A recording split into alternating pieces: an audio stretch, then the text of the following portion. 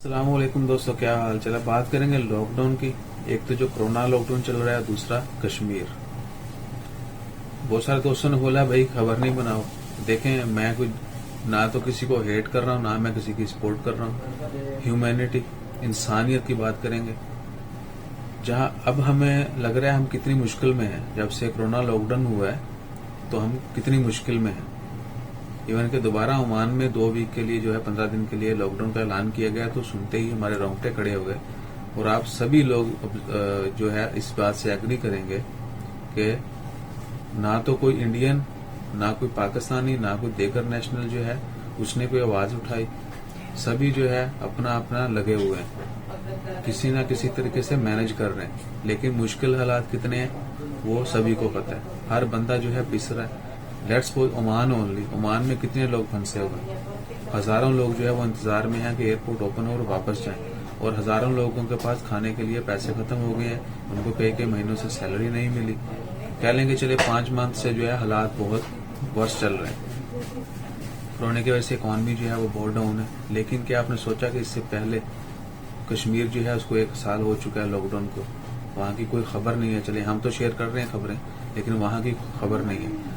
सिर्फ चंद सेकंड के लिए खुद को सोचिए कि अगर आप वहां पर होते और आपके साथ बीत रही होती और दुनिया को उसका इल्म ना होता, बल्कि दुनिया उधर बैठ के ठंडे कमरों में या गर्म हीटरों के अंदर तरह तरह की बातें कर रही होती, तो आपके ऊपर क्या गुजरती।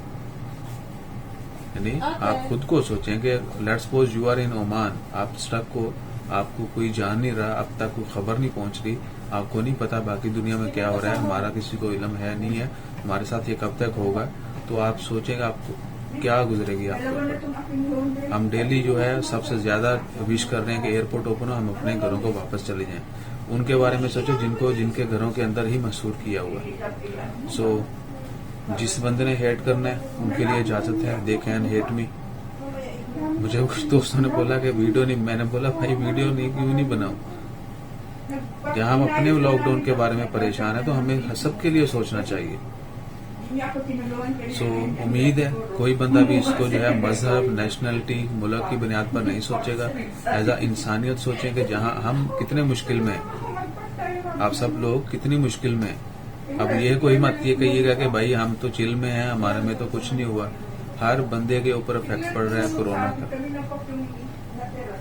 लेकिन हमें पॉजिटिव रहना है, साबित कदम रहना है, एक दूसरे के साथ मिलजुल के मुश्किलात को हल करना है और सुरखरू होना है, ताकि हम जो है आंदा भी अच्छे तरीके से एक दूसरे से मिल सके। ये नहीं होगा कोरोना में मैं मुश्किल में हूँ तो मेरी लोग मदद करना छोड़ दें, या कोई मुश्किल में है तो मैं उसकी मदद नहीं करूँ।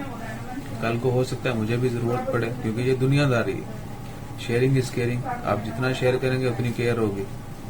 वैसे भी रिस्क बांटने से जो बढ़ता है, किसी की मदद करने से जो है वो आपको अजर मिलते हैं, उसकी भी मुश्किल आसान होती है। आप अपने लिए भी मुश्किलात आसान कर लेते हो। जो आपको आने वाली मुश्किलात हैं वो आपको पता नहीं चलेगा।